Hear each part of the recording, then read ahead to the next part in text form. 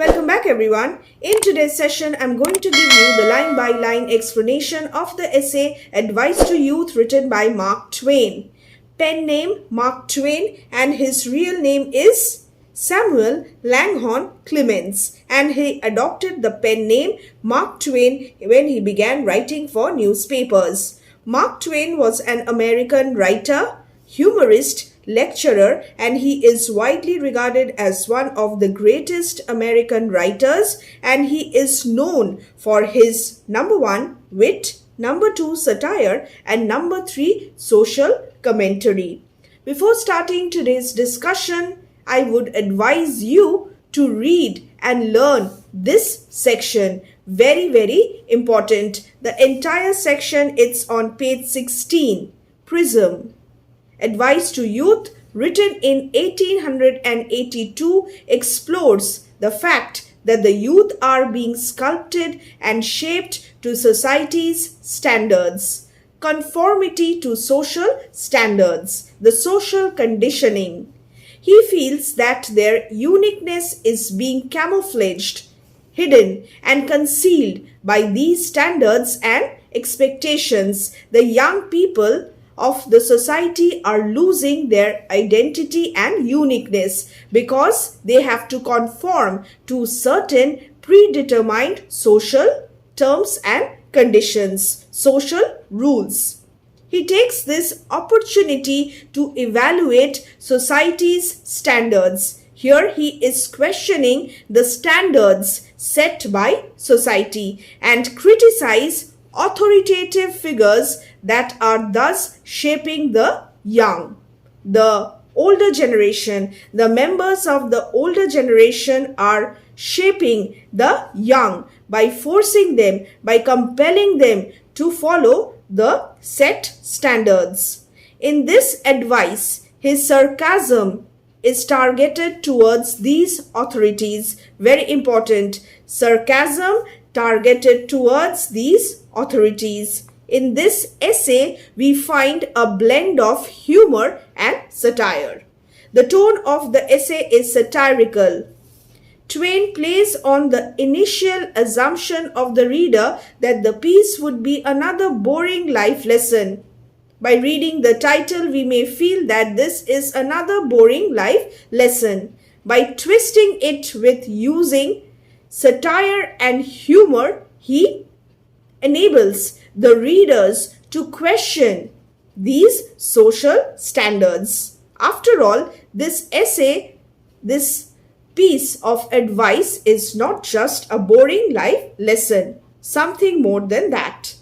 Through suggestion, suggestive, innuendo, paradox, he therefore makes a scathing comment, a direct attack on the standards set by a self-serving society and giving us considerable food for thought.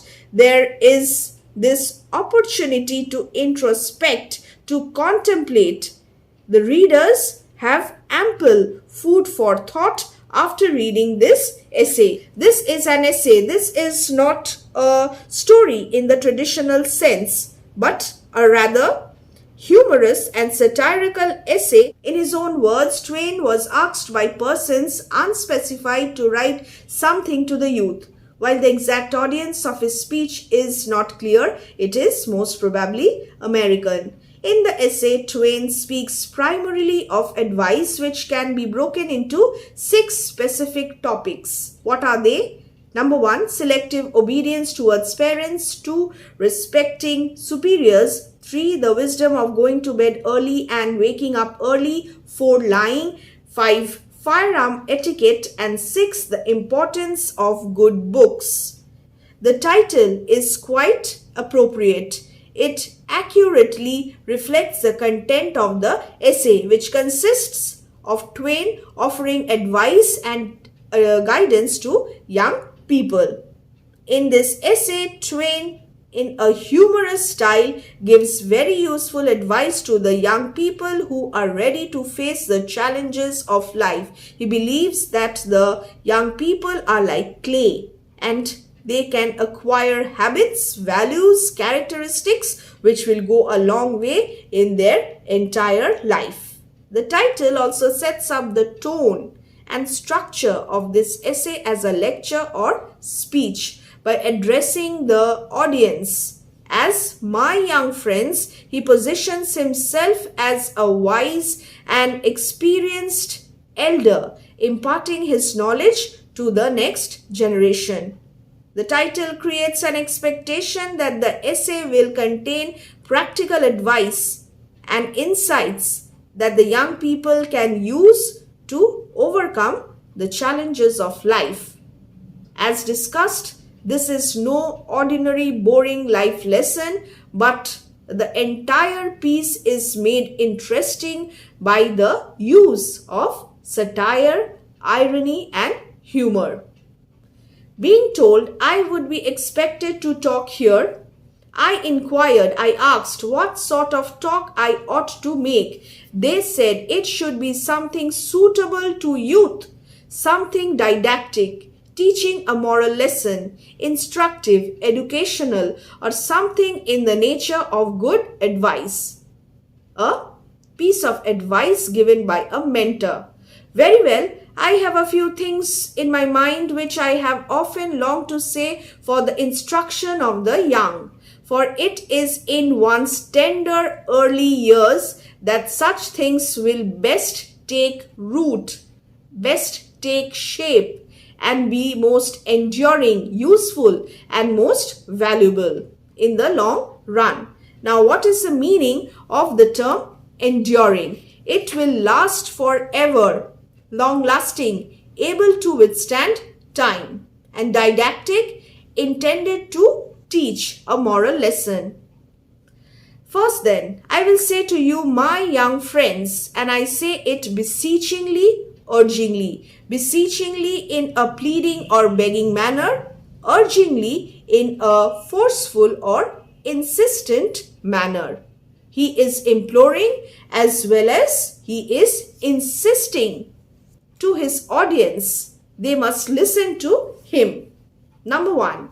Always obey your parents. A sound advice when they are present. Now, what is this? This is the humor. This is the irony. Selective obedience to parents. This is the best policy in the long run, because if you don't, they will make you.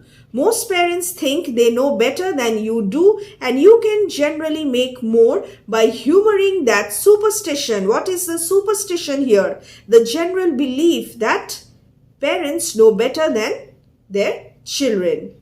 Than you can be by acting on your own better judgment. What is the meaning of this? Obey your parents when they are present. What will you do when they are not present, when they are absent? So there is humor and irony here. This is the best policy in the long run. Because if you don't listen to your parents, they will make you, they will force you to obey them. Most parents think they know better than you do. They do not believe that you may have a thought process of your own. They do not value your judgments, your thoughts, your ideas. And you can generally make more by humoring that superstition. You can make more profit by humoring that superstition. What is a superstition? That parents know better than the kids. Than you can by acting on your better judgment. Here, according to Twain, the young people can carve their own way while still giving their parents a sense of complete control. They must be judicious in dealing with their parents. Obey their parents when they are present. And after that, follow their own thoughts and ideas. Here he is actually not challenging the common household values, but he is trying to present a way so as to be better understood by the elders.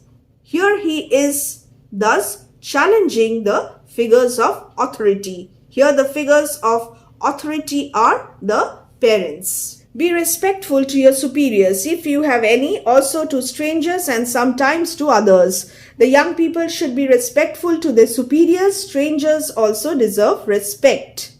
If a person offends you, if someone hurts or insults, do not react instantaneously, and you are in doubt as to whether it was intentional or not, do not resort to extreme measures. Do not take violent steps against that person. Simply watch your chance and hit him with a brick.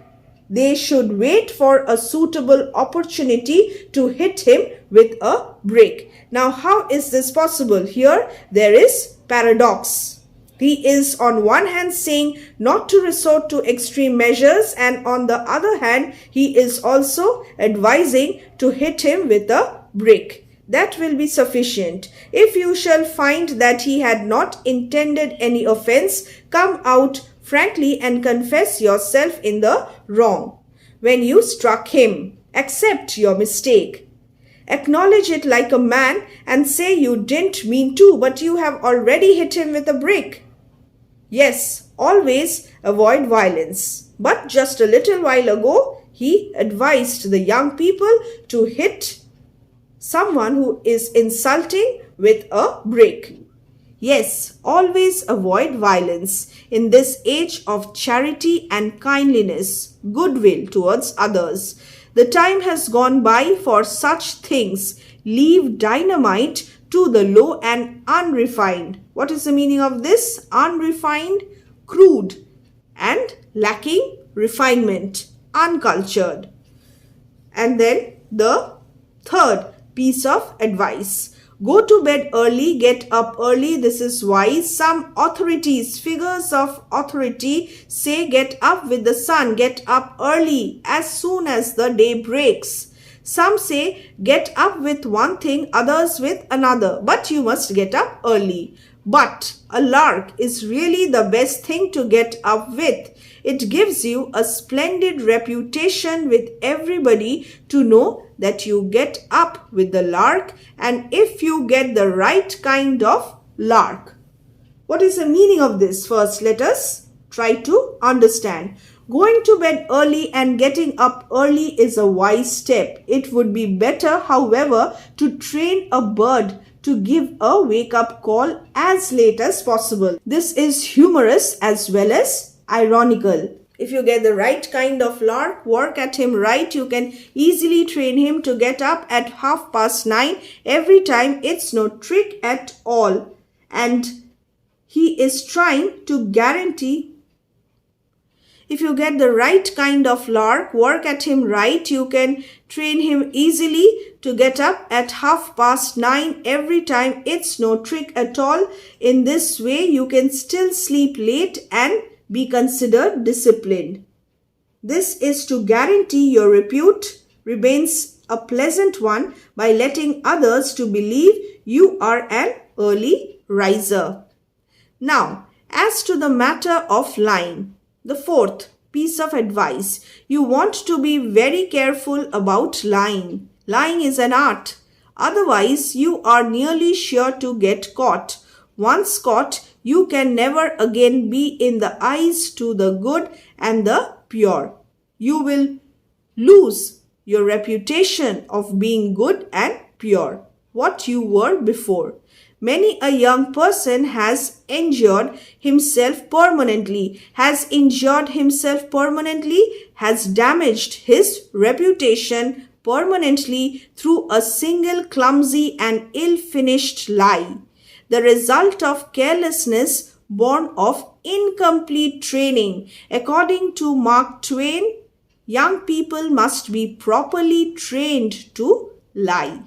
Some authorities hold, again, authorities, people in position of power or experts in a field, hold that the young ought not to lie at all. This is the general saying. Honesty is the best policy and you must not lie. This is the social conditioning.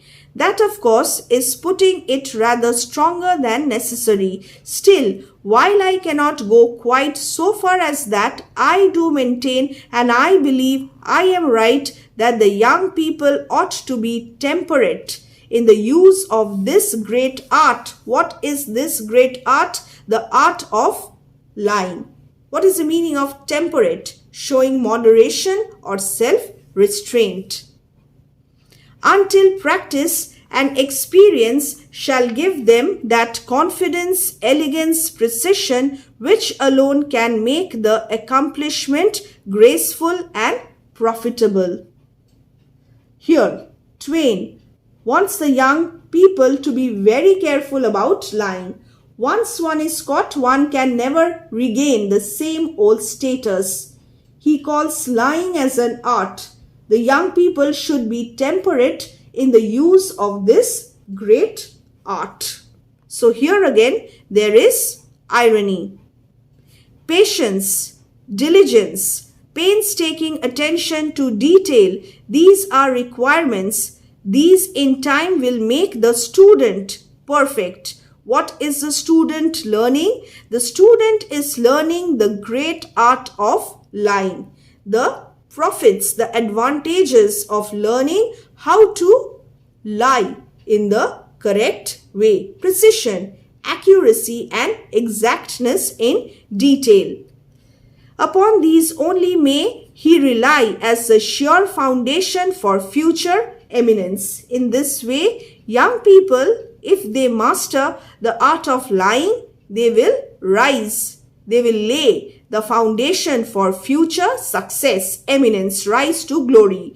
Think what tedious years of study, thought, practice, experience went to the equipment of that peerless old master who was able to impose upon the whole world the lofty and sounding maxim, idiom that truth is mighty and will prevail, the most majestic compound fracture of fact which any of woman born has yet achieved. What is the saying? Truth is mighty and will prevail. For the history of a race and each individual's experience are sewn thick with evidences. There are ample examples that a truth is not hard to kill and that a lie well told is immortal. This is ironical. A lie well told is immortal. Permanence of a well told lie. There is in Boston a monument of the man who discovered anesthesia. What is anesthesia? A medical state of unconsciousness unusually brought on by drugs. And many people are aware in these later days that that man didn't discover it at all. He had stolen the discovery from another man. He had lied. A lie well told. And this lie is still prevailing. Is this truth mighty and will it prevail? That he had stolen the discovery from another man is the truth. And will it prevail? Or will people remember the first person who had wrongly claimed to discover anesthesia? Again, with the use of humor, with the use of irony and satire, he is questioning the maxim, truth is mighty and will prevail. The next one now. No, my hearers, my young people.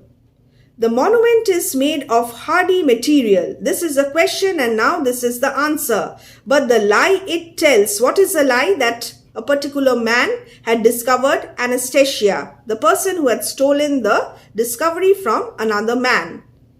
The lie it tells will outlast it 1,000,000 years. People will believe in the so-called first truth, which is actually a falsehood. And it will outlast 1,000,000 years. Outlast the truth 1,000,000 years. An awkward, feeble, leaky lie is a thing which you ought to make it your unceasing study to avoid. An awkward, a strange, Leaky, allowing liquid or gas to pass through a small hole or crack. An awkward, feeble, leaky lie is a thing which you ought to make it your unceasing study to avoid. Such a lie as that has no more real permanence than an average truth. What is the meaning of this? Why you might as well tell the truth at once and be done with it. A feeble, stupid, preposterous lie will not live 2 years. Feeble, weak, preposterous, completely absurd or ridiculous lie will not live 2 years, except it be a slander. What is the meaning of slander? Upon somebody. It is indestructible then, of course, but that is no merit of yours. If it is slander upon somebody, it is indestructible. A final word. Begin your practice of this gracious and beautiful art early. Look at the adjectives. Gracious, beautiful art of lying early. Start the conditioning early. If I had begun earlier, I could have learned how. Here there is paradox, irony, and then humor as well as satire. He does not ask youth to stick with honesty always, but also in cases when they cannot lie flawlessly. A lie well told is profitable.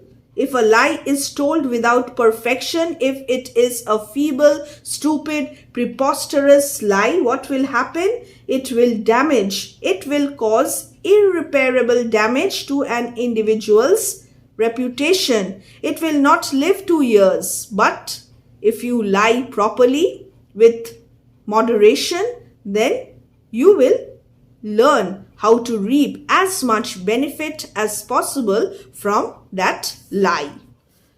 Never handle firearms carelessly. The sorrow and suffering that have been caused through the innocent but heedless handling of firearms by the young. Only 4 days ago, there was a case right in the next farmhouse to the one where I am spending the summer. A grandmother, old and gray hair, old and grey and sweet, one of the loveliest spirits in the land, was sitting at her work, when her young grandson crept in and got down an old battered. What is the meaning of battered? Battered means damaged or worn through repeated use. Rusty gun which had not been touched for many years and was supposed not to be loaded, and pointed it at her, laughing and threatening to shoot. In her fright, she was scared. She ran screaming and pleading, urging, imploring, begging, toward the door on the other side of the room. But as she passed him, he placed the gun almost against her very breast and pulled the trigger unknowingly. In a playful manner, the child pulled the trigger. He had supposed it was not loaded, and he was right. It wasn't. He moves on to the issue of using guns and ammunition. He asks the young people to stay clear of such dangerous weapons which, in hands of the untrained people, can wreak more havoc than he has witnessed in wars. After this, so there wasn't any harm done. It is the only case of that kind I ever heard of. Therefore, just the same, don't you meddle with old unloaded firearms. They are the most deadly and unerring things that have ever been created by man. Unerring, always accurate or precise. You don't have to take any pains at all with them. You don't have to have a rest. You don't have to have any sights on the gun. You don't have to take aim even. No, you just pick out a relative and bang away, and you are sure to get him. If you want to kill somebody, you will surely do so, because guns and ammunitions are so dangerous. A youth who can't hit a cathedral at 30 yards with a Gatling gun in 3/4 of an hour can take up an old empty musket and bag his grandmother every. What is the meaning of cathedral? a large and important Christian church. Muskets, a type of firearm used in the past. Can take up an old empty musket and bag his grandmother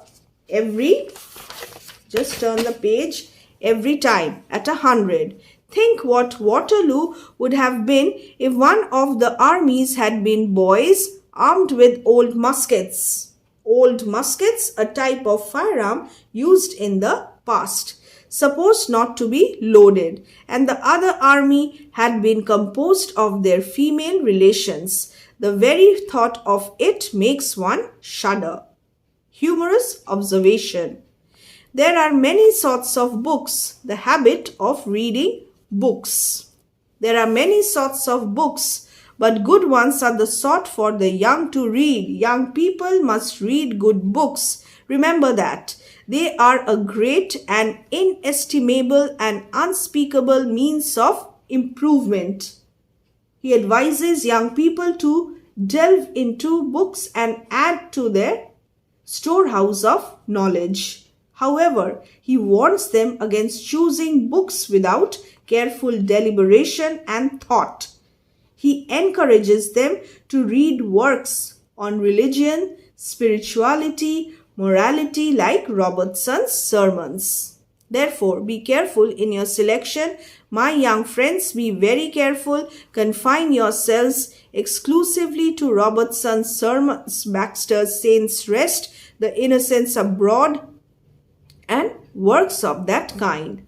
But I have said enough. I hope you will treasure up the instructions which I have given you and make them a guide to your feet and a light to your understanding. I hope I have enlightened you, and I hope you will follow the footsteps.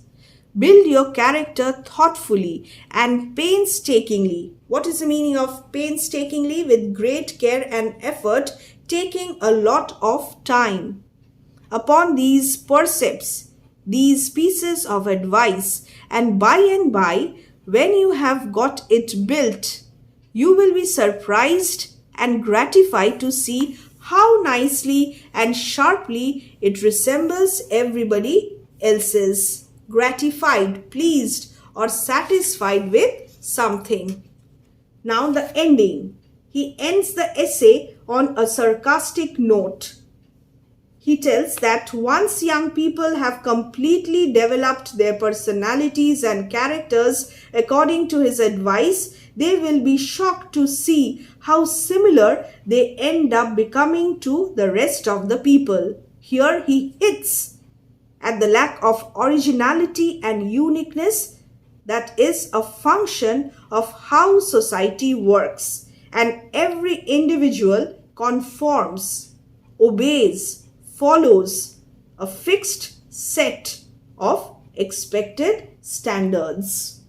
He hopes that the young people will treasure up his instructions. They should build their personalities and characters following his advice, but they will be shocked to see that they are just like the others. This is an example of hyperbole. He uses exaggeration to reflect his only regret, that if I had begun earlier, I could have learned how. That is, had he begun lying earlier, he would have mastered the art. Thus, exposing the ill effects of lying, he is didactic by giving a contradictory, humorous twist. Parallelism is another tool, another figure of speech adopted by Twain. The words he chooses add humor and balance to the essay. For example, always obey your parents when they are present. What will you do when they are not present, when they are absent? You will disobey them, you will disrespect them. In this way, this is humorous.